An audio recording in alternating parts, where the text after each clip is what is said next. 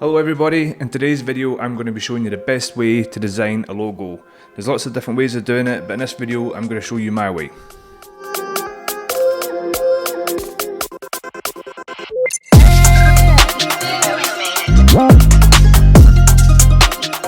So this is where we got to at the end of the video, but this is not so much on how to draw this exact logo, but more of how I got to here, like my process from start to finish, from breaking down a client brief to sketching out different concepts on paper, and then finally converting those sketches over to vector. Creating your very first logo can be very overwhelming. I remember it well when I first started, and just kind of like the vastness of the internet and looking at other people's amazing work and just kind of getting paralyzed by it and intimidated, and it kind of prevented me from getting started on my own work. Logo design is part of a larger branding exercise, but for this particular video we're going to be focused down on the logo itself, the kind of symbol part of the logo, and then for another video we can discuss fonts and colours in more depth. But I think for this video, it'll make things easier to just concentrate on this for now.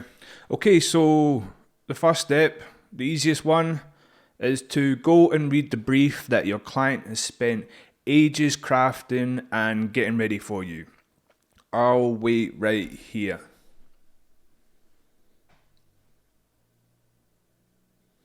They don't have one, do they?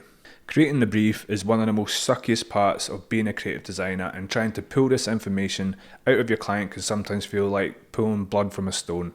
A lot of the times the client doesn't actually know what they want, so most of the time it's up to you to make suggestions to help steer them in the right direction. But let's carry on like you don't have one, and instead we can use one of my own as an example, and then we can go through the whole process from start to finish together.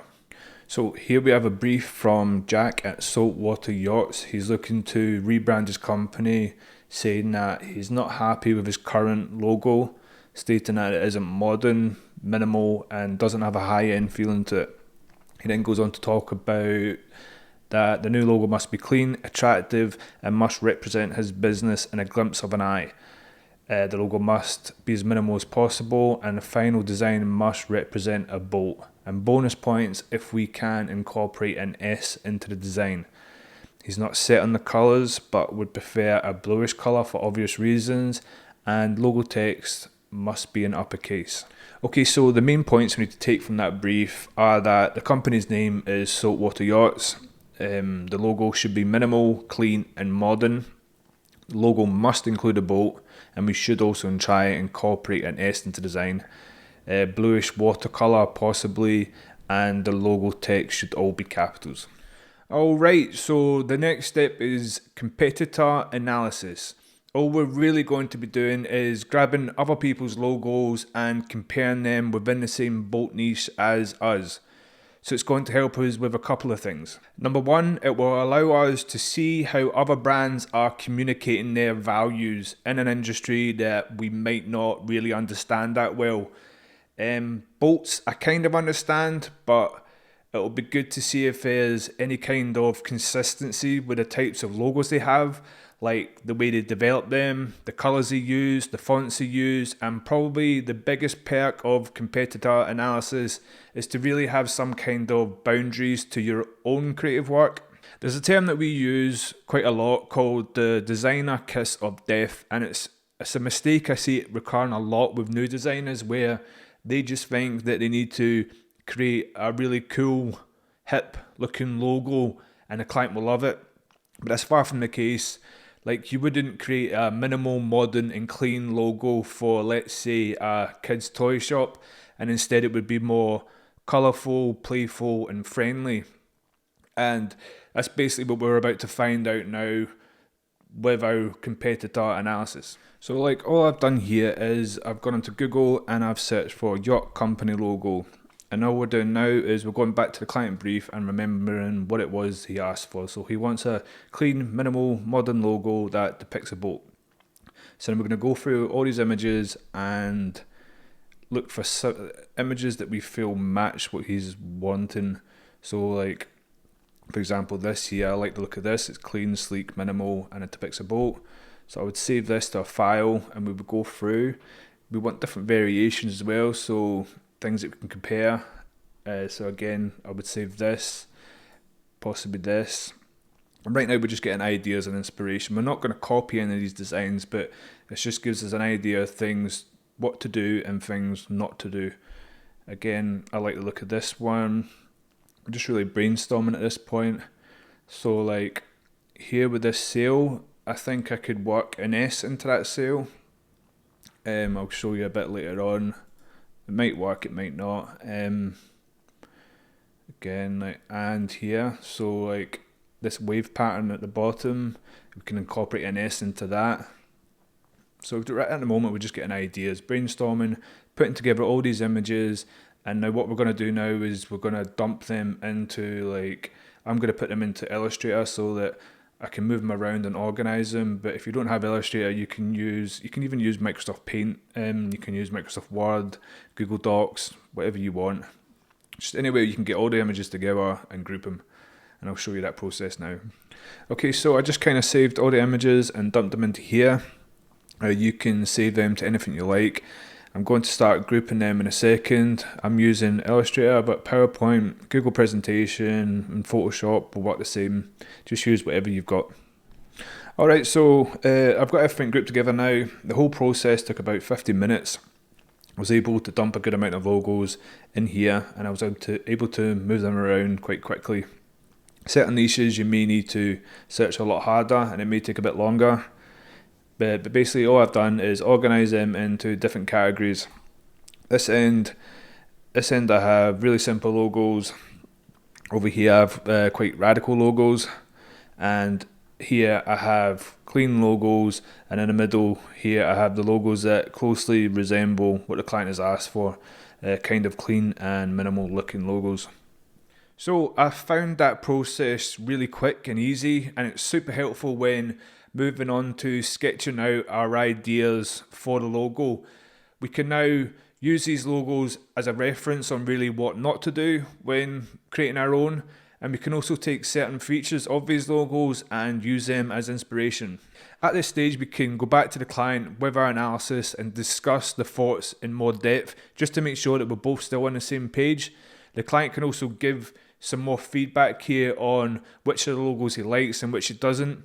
But on this occasion, I think me and the client are both on the same page, so I think we're ready now to move on to the next step. Okay, so now that we've got all the boring stuff out of the way, we've compiled our key points from the brief, and we've conducted our competitor analysis, we can now get started on the fun stuff, which is drawing and sketching out different concepts. So I usually do this part of the process using a pencil and paper. But for the sake of this video and the magic of screen recording, I'll be using my iPad today.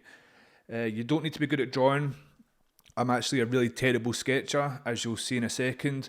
No one is going to see this part of the process.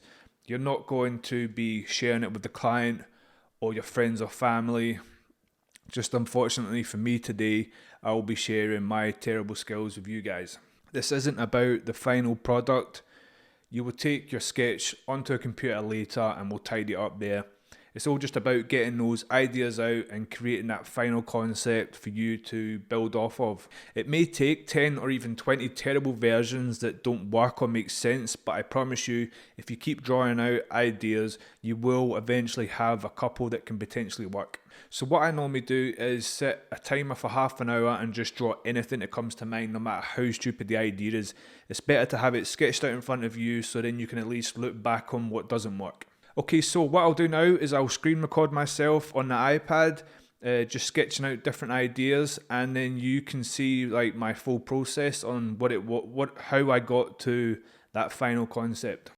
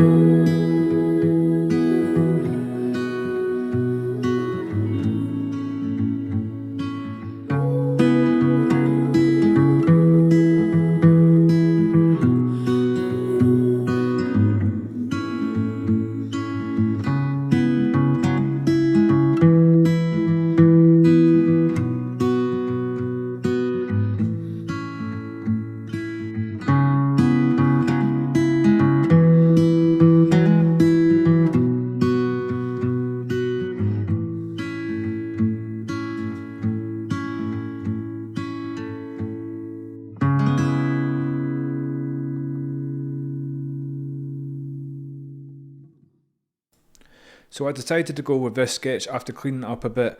I think it ticks all the boxes for the client. We've kept it clean and minimal, and we depicted a bolt, and we even managed to incorporate an S into the design. Now I need to take this image and copy it over to Illustrator. Again, for this section, I'm just going to screen record the process. I'm not going to be going into any details or depth on how to use Illustrator because that's a whole video of itself. I'm only really going to use the pen tool anyway for this logo. I don't really see a need to use the shape builder tool.